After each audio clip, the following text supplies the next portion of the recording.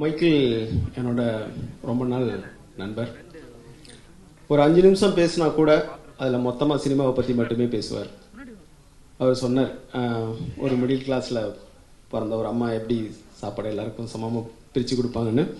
எனக்கு அவரோட ஃபீல் புரியுது. கண்டிப்பாக நீங்கள் படத்தை கதையை நல்லா சொல்லியிருப்பீங்கிற நம்பிக்கை எனக்கு இருக்குது. இந்த படம் மிகப்பெரிய வெற்றி அடைய என்னோட வாழ்த்துக்கள். தேங்க்யூ.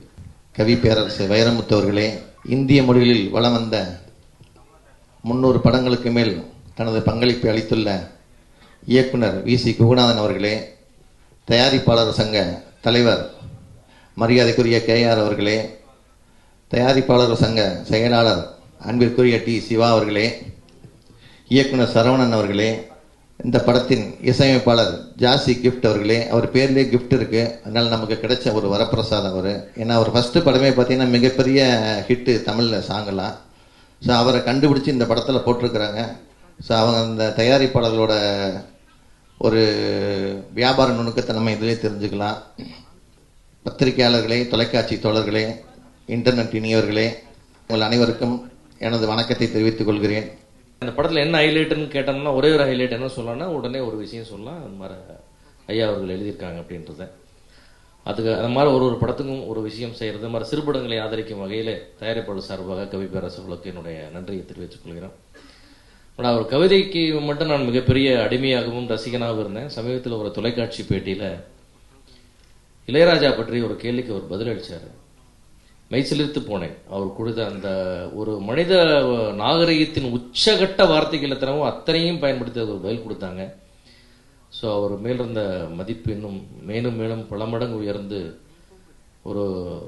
அவருடைய கவிதைக்கு ரசிகன் மட்டுமல்ல வைரமுத்து என்ற தனி மனிதனுக்கும் நான் மிகப்பெரிய ரசிகனாகிவிட்டேன்.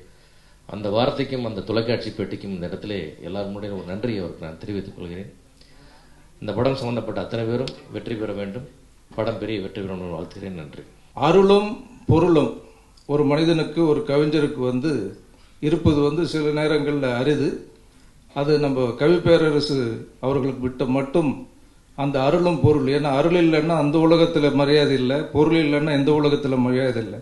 ரெண்டும் தெரிஞ்சுக்கிட்டு இந்த உலகத்துக்கு தகுந்த மாதிரி மக்களோட பழகுவதோடு இல்லாமல் அவருடைய மனிதநேயத்தை நாம் பாராட்டணும். அதிகமாக படங்கள் வர்றதுனால இண்டஸ்ட்ரிக்கு நல்லதா இல்லையான்றது அது ஒரு தனி விமர்சனம்.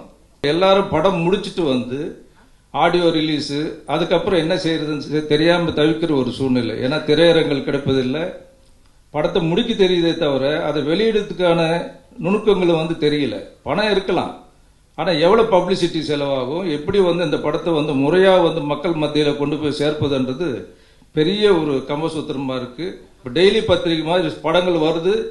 எவ்வளோ பெரிய படமாக இருந்தாலும் ஒரு ஷோ 2 ஷோக்கு மேலே தாங்க மாட்டேங்குது. சில படம் 1 வாரம் 2 வாரம் 3 வாரம், மேக்சிமம் 3 வாரத்துக்கு மேலே படமே இல்லை. ஸோ ஆக இயக்குநர்களும் தயவுசெய்து பட்ஜெட் தயாரிப்பாளரும் காப்பாற்ற வேண்டும், அவங்களும் காப்பாற்றிக் கொள்ள வேண்டும், படமும் வெற்றி பெற வேண்டும் எல்லாரும். ஏன்னா பொருள் ரொம்ப முக்கியமான ஒரு விஷயம். அதனால் இந்த சினிமாவை ரொம்ப நேசிக்கிறாங்க. நம்ம தமிழ்நாட்டில் தான் உலகத்திலே நீங்கள் பார்த்தீங்கன்னா சினிமாவை நேசிக்கக்கூடிய கலைஞர்கள் அதிகமாக இருக்கிற ஒரே ஒரு ஸ்டேட்னு சொன்னால் தமிழ்நாடு. பேசிய பெருமக்களெல்லாம் விழாவின் கதாநாயகன் என்று என் பெயரை குறிப்பிட்ட போது சற்றே நெகிழ்ந்து போனேன். உண்மையில் ஒரு படத்தின் கதாநாயகன் என்பவன் இயக்குனராக மட்டும்தான் இருக்க வேண்டும் என்று நான் நினைக்கிறேன். 1000 கதாநாயகர்கள் வரலாம், 1000 நடிகைகள் வரலாம், தொழில்நுட்ப கலைஞர்கள் வரலாம். ஒரு கப்பலின் மாலுமி என்பவன் யார் என்றால் இயக்குனர் என்றுதான் எனக்கு சொல்ல தோன்றுகிறது. மற்றவர்களெல்லாம் ஒவ்வொரு கலைக்கு தலைவர்கள்.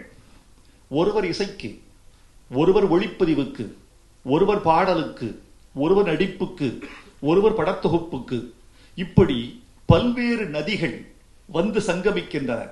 அந்த நதிகளை எல்லாம் ஏற்றுக்கொள்கிற கடலாக இயக்குனர் மட்டுமே இருக்கிறார் என்று நான் நினைக்கிறேன். வைரமுத்துவின் பாடலில் தனித்துவம் இருக்கிறது என்றெல்லாம் சொல்லிய பொழுது மகிழ்ச்சி தான். சமகால தலைமுறையில் என்னால் மதிக்கப்படுகிற பெருமக்கள் என்னை மதிக்கிறார்கள், நேசிக்கிறார்கள், உள்ளபடி நேசிக்கிறார்கள், உள்ளார நேசிக்கிறார்கள்.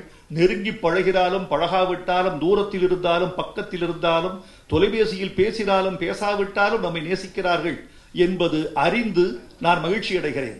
இந்த பெருமைக்கெல்லாம் காரணம் வைரமுத்து என்ற தனி மனிதன் அல்ல. வைரமுத்து என்பவர் வந்து போகிற ஒரு கவிஞர். நீண்ட நெடிய பாரம்பரியம் உள்ள தமிழ் திரையுலகில் நூற்றுக்கணக்கான பாடலாசிரியர்கள் இயங்கினார்கள். இன்றைக்கு 900 பாடலாசிரியர்கள் தமிழில் இருந்தார்கள், இயங்கிக் கொண்டிருக்கிறார்கள். தமிழ் மொழியின் சிறப்புக்குத்தான் நான் நன்றி சொல்ல வேண்டுமே தவிர தனி மனிதனுக்கு அல்ல என்று நான் நினைக்கிறேன். என்னை தேடி வருகிறவர்களை நான் மதிக்கிறேன் முதல்ல. ஏனென்றால் இவர்களை யாரும் நான் கடிதம் போட்டு வர சொல்லவில்லை. இவர்கள் முகம் எனக்கு தெரியாது, இவர்கள் யார் என்பதை நான் அறியேன். தேடி வந்து கதவு தட்டுகிறார்கள். இவ்வளவு நம்பிக்கை என் மீது, என் நம்பிக்கை தானே, என் தமிழின் மீது இருக்கிற காதல் தானே. அறிமுகம் இல்லாதவர்கள் கதவு தட்டுகிற போது அந்த நம்பிக்கையை நான் காப்பாற்ற வேண்டும் என்று ஆசைப்படுகிறேன். எனக்கு மைக்கேலும் ஒன்றுதான், சங்கரும் ஒன்றுதான். மைக்கேலும் ஒன்றுதான், மணிரத்னமும் ஒன்றுதான். இவர்களில் யார் பெரியவராக கூடும் என்பது யார் அறிவார்கள்? மைக்கேலை வாழ்த்துகிறேன், தயாரிப்பாளரை வாழ்த்துகிறேன். ஜெர்சி கிஃப்ட், நீங்கள் தமிழ்நாட்டுக்கு வந்திருக்கிறீர்கள், ஒரு மலையாளி. எங்களை நம்பி வந்த யாரையும் நாங்கள் கைவிட்டதில்லை. 1000 உண்டு இங்கு ஜாதி, இதில் அந்நியர் வந்து போல என்ன நீதிங்கிற பாடலை கூட தூக்கி போட்டு விட்டு பார்த்தால் தமிழ் சினிமாதான் ஜாதியையும் மதத்தையும் பார்க்காத திறமையை மட்டுமே பார்க்கக்கூடிய ஒரே ஒரு தளம் சினிமா என்கிற கலை. இளம் இயக்குநர்களுக்கு ஒரு வார்த்தை, உங்களை சுற்றி கதை இருக்கு, உங்கள் பாதத்தின் கீழே நதி ஓடிக்கொண்டிருக்கிறது, நீங்கள் ஏன் தாகத்தால் சாகிறீர்கள்? எனவே நீங்க வாழ்க்கை நிறைய படிங்க, படிச்சு ஒரு தயாரிப்பாளர் கிடைச்சா அந்த தயாரிப்பாளரை மேம்படுத்துவதற்கு நீங்கள் உழைக்கணும். தமிழ் சினிமா ரசிகன் திறந்த மனசோடு இருக்கான், பிளாங்க் செக் இருக்கான் தமிழ் சினிமா ரசிகன். தமிழ் சினிமா ரசிகனுக்கு எவன் மீதும் வெறுப்பும் இல்லை, எவன் மீதும் விருப்பம் இல்லை. நல்லா இருந்தா பாக்குறான், இல்ல தூக்கி போட்டு போயிடுறான். நல்லா இருக்கிற மாதிரி நடந்துக்குவான். மைக்கேல், தமிழனுக்கு இந்த படம் பிடிக்கும் நினைக்கிறேன். அடுத்த கதையை நீங்கள் வாழ்க்கையிலிருந்து எடுத்து வெற்றி பெற வேண்டும் என்று வாழ்த்துகிறேன். நன்றி, வணக்கம்.